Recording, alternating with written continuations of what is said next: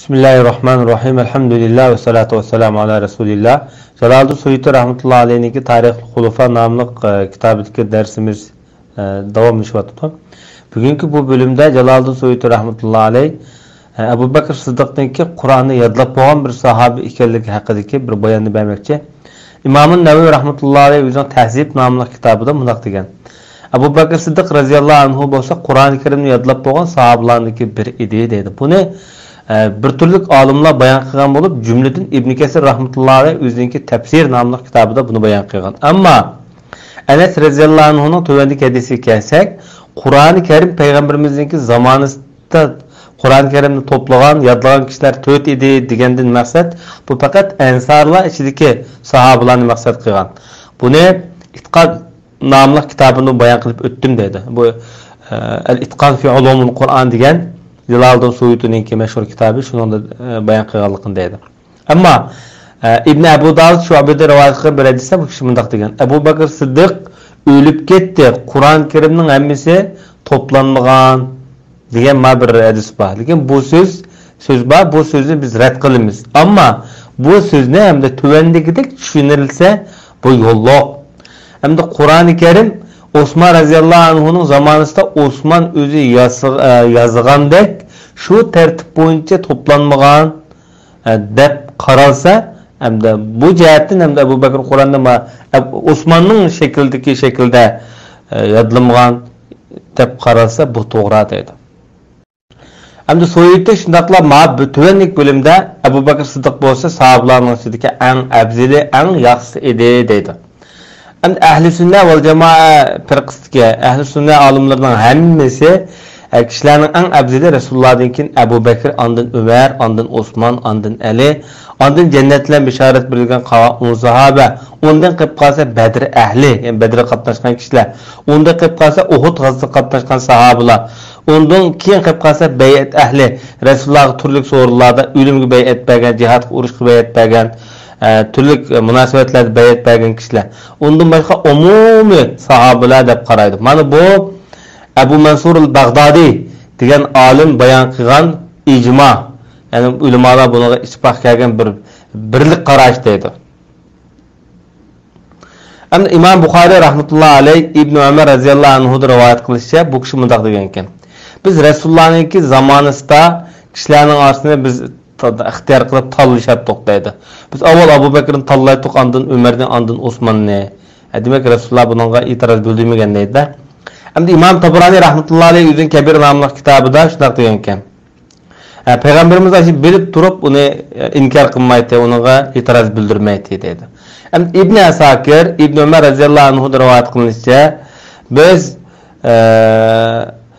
Peygamber aleyhissalatü vesselam bizden aramızdaki vaqtida biz Ebu Bekir'ni, Ömer'ni, Osman'ni, Ali'ni biz bir-biridan mundaq Ebu Bekir yaxshi, ondan Ömer yaxshi, ondan Osman yaxshi degandek sifatlardan sifatlaydiq deb shunaq degan. İbn Asakir Ebu Hurayra radhiyallohu anhu'dan rivoyat qilgan bir so'zda shunaq degan ekan. Biz bir turkum bir guruh sahabelar hammamiz bir bar joyda bu ümmetning en afzali payg'ambarnikin Ebu Bekir, ondan Ömer, ondan Osman deb biz hammamiz jim turgan dedi. Ham İmam Tirmizi Jabir ibn Abdullah'dan rivoyat qilgan bir hadisda shunday degan ekan. Ömer radhiyallohu anhu Ebu Bekirga bir kuni ey Rasulullah'dan keyin kishilarning eng yaxshisi deb to'labdi. Degan ekan Ebu Bekir sen mustadimsan. Men Rasulullah'ning mundaq deganligini anglagan edim. Quyosh chiqqan kundagi eng yaxshi odam Ömer, ya'ni bugun Müş Ömer'den ibaret müş kişiye en yaxşı kişiye quyosh chiqdi. Bu olsun Ömer degan deydi. Demek Ebu Bekir'i Ömer'nin faziletini, Ömer Ebu Bekir'nin faziletini ortiqchiligini bayan qilib bir-biriga inoq ittifoq kamtar holatda o'zining bayonlarini beryapti. İmam Buxoriy rahmetullahi alayhi Muhammad ibn Ali ibn Abi Talib rivoyat qilib shunday degan ekan. Dedim men dadamga Peygamberimizden keyin kishilarning eng yaxshisi kim o degan vaqtimda Ebu Bekir dedi. Ondan men dedim, ondan kim o desem Ömer dedi. Şo'lar Osman deb qilamdiki deb ensirab, ondan senmi o deb so'rsam, men musulmonlarning qatoridagi bir oddiy bir odam deb javob bergan. Ali radhiyallohu anhu o'g'li shu javobni bergan. Bu sahablar şirkine kemterlik ali sifatlar. İmam Ahmed ve ondan başka kişiler Ali radhiyallahu anhu rivayet kılıp Ali şundaq degenken bu ümmetninki peygamberden keyingi en yaxşı kişisi Ebu Bekir ve Ömer'dir dedi. Hem İmam Zahabi rahmetullahi aleyh bu sözge qarta cevaben ta'liq qilib mundaq degan ilov qilib. Bana bu Ali radhiyallahu anhu'dan mutawatir söz bu. Ayette inkar qilib bo'lmaydigan. Allah bu Rafizilarga, Şialarga lanet qilsin ki bular nima degan nadan deb shunaq degan. Hem İmam Tirmizi ve Hakim Ömer ibn Xattab'dan rivayet qilgan bir sözde Ebu Bekir bizniki kattimizdir, yaxshimizdir. Bizning Resulullah'a nisbeten en suyumlik kişimizdir deb cevap bergan. Hem İbn Asakir Abdurrahman ibn Abi Aladin çıkargan bir hadiste Ömer radhiyallahu anhu bir günü munberge çıkıptı. Andan mundaq taptı. Peygamberden keyin bu ümmetning en yaxşısı, en abdili Ebu Bekir'dir. Kim bundan başka köpni qilsa, o töhmet xo'dur. O töhmet xo'g berilgan jaza shuningga berilsin deb yani lanet o'qigan. İbn Abi Layladan hem shundaqla İbn Asakir chiqirib, yana hadis bayon qilib shundaq deganki, Ali radhiyallahu anhu bir kun shundaq deganki, bir odam meni ne Ebu Bekir'dan ne Ömer'dan yaxshi deb qaramasin. Agar unda deb qarab qalsa, men o odamga mundaq töhmet xoniki jazosini berib qamchilayman deb shundaq deganki. Endi Abdullah Hamid degan adam o'zining Musnad nomli kitobida Abu Nuaym va ulardan boshqalar Abu Darda radhiyallahu anhu'niki yo'llaridan rivoyat qilgan. Abu Dardani biz boshda o'tdi deb o'tdik. Payg'ambar alayhisolatu vasallam shunday degan ekan: Quyosh chiqqan, quyosh patgan har bir kun Ebu Bekir'dan bir afzal kishiga patmaydi. Yani payg'ambar bo'lib qolsa u boshqa, lekin shu quyosh chiqqan, quyosh patgan kunda her bir kun shu Ebu Bekir'ning fazilatli turuşu kunlar demoqchida. Yani bir labizda peygamberlerden keyin yoki mursal peygamberlerden keyin Ebu Bekir'den bir afzal bir kishiga quyosh patmag'an, chirpaqmagan. Demakchi, her kun mustaq fazilatli demakchi. Hem Cabir radhiyallahu anhu'nun bir hadisde mundaq bir söz kelgan, o rivayeti tuvendikçe.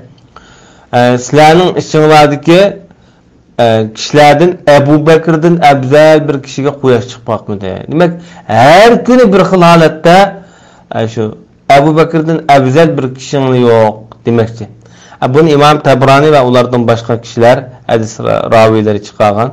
Bu hadisdeki nurgun taraflardan şahitler var. Yani birbirini kullaydıgan hadisler var bu hadisni.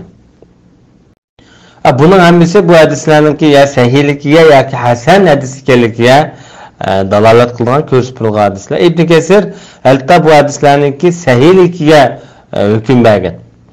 İmam Tabrani rahmetullahi aleyh Selamet ibn Akva degan sahabeden rivayet kılıp şundak degan ki Peygamber aleyhissalatu vesselam Ebu Bekir bolsa Ebu Bekir Sıddık Peygamberden keyinki kişilerinin en yaxşısıdır de şundak degan hamda.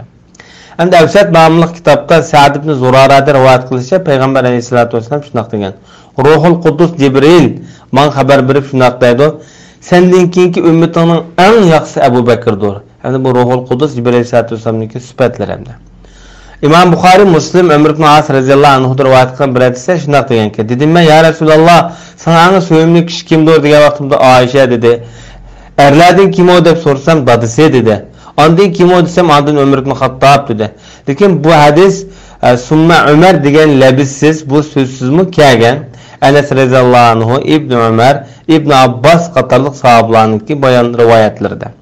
Ama İmam Tirmizi rahmetullahi aleyh Nesai Hakim çıkargan bir hadiste bu hadisini hatta Hakim Abdullah ibn Şakik degan sahabe rivayet kılgan kişiden bunu sahih degan. Dedim ben Ayşe radhiyallahu anhaga Peygamber sallallahu aleyhi ve sellem'ninki sahabelerinin içinde Resulullah'a en suyumli kim o deb sorsam bu ayal Ebu Bekir deb cevap verdi. Andın kim o desem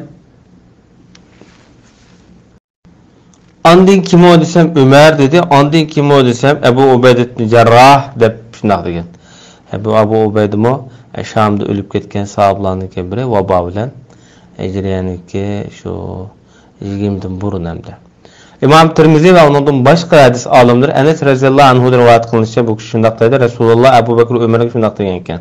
Mana maaş kelem bolsa bu şu bütün insoniyatning beshidan tortib oxirigacha davomlashquchilik bo'lgan jannat ahlidagi shu qiron kishilarniki kattasidir degan. Lekin payg'ambar va mursal payg'ambarlardan boshqa. Buni o'xshash bu hadisni Ali roziyallohu anhudan shu bablarda, ya'ni Ibn Abbas roziyallohu anhulardan bayon qilingan dedi. Hatta buni Ibn Umar, Abu Said al-Khudri, Jabir ibn Abdullah qatorliq sahobalardan shu mazmundagi hadislar bayon qilingan. İmam Tabarani o'zining Avsat nomli kitobida Ammar ibn Yasir degan kishini rivoyat qilib, Ammar ibn Yasir bo'lsa, bu kishimi ulug' sahobalardan, muhojirlardan jafo chekkan, azoblangan kishilar. Bu Ali roziyallohu anhu bilan Muaviyaning orasidagi bu urushda Iroqda shahid bo'lib ketgan. Bu kishi shunday deydi: Abu Bakri ve Umar'dan bulardan afzal kishi bati deb Rasulullahning sahobalaridan biror kishini fazilatli yoki ortiq bir kishi bati deb qarsa, bundoq odam muhojir ansarlarni haqorat qilgan bo'ldi deb mushu so'zni qilgan bu kishi.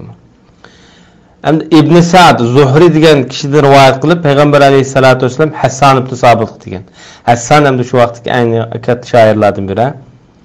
Bu Abu Bakr haqida biror bir she'r o'qidingmi desam, ha dedi.